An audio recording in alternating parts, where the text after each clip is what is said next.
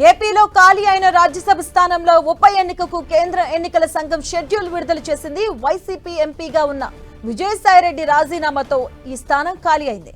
ఈ క్రమంలోనే రాజ్యసభ స్థానానికి ఈ నెల 29 వరకు నామినేషన్లు స్వీకరించనున్నారు. 30న నామినేషన్ల పరిశీలన చేపడతారు. మే 2వ తేదీ వరకు ఉపసంహరణకు గడువిచ్చారు. మే 9న ఎన్నికలు నిర్వహించబోతున్నారు. ఇక అదే రోజు సాయంత్రం 5 గంటల నుంచి ఓట్ల లెక్కింపు ప్రక్రియ చేసి ఫలితాలు వెల్లడిస్తారు. ఇదే అంశానికి సంబంధించిన పూర్తి అప్డేట్స్ మా కరెస్పాండెంట్ దుర్గా అందిస్తారు. దుర్గా,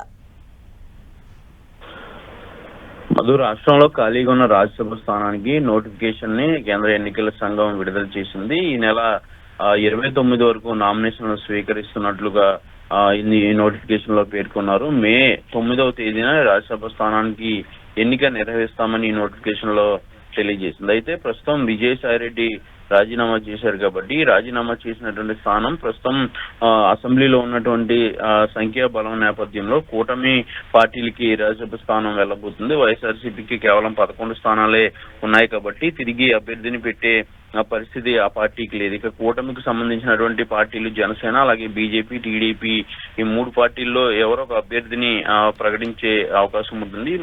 కూటమి పార్టీలకే ఈ స్థానం వెళ్ళబోతుంది. అయితే విజయసాయిరెడ్డి రాజీనామా తర్వాత ఖాళీ అయినటువంటి స్థానానికి సంబంధించి కూటమి పార్టీలో ఎవరిని అభ్యర్థిగా ఎన్నుకుంటారనే దానికి సంబంధించి కూడా నిర్ణయం తీసుకోవాల్సినటువంటి అవసరం ఉంది. వైసీపీకి అయితే పూర్తిగా సంఖ్యాబలం లేదు కాబట్టి ఈ స్థానాన్ని పూర్తిగా వైసీపీ కోల్పోవాల్సినటువంటి అవసరం ఉంటుంది. జూన్ 2028 జూన్ వరకు కూడా ఈ పదవీ కాలం ఉంది. ఏదైతే ఇప్పుడు నామినేషన్ ద్వారా ఎన్నిక జరుగుతుందో ఎన్నికైనటువంటి అభ్యర్థి ఖచ్చితంగా జూన్ 2028 వరకు ఆయన పదవిలో ఉంటారు.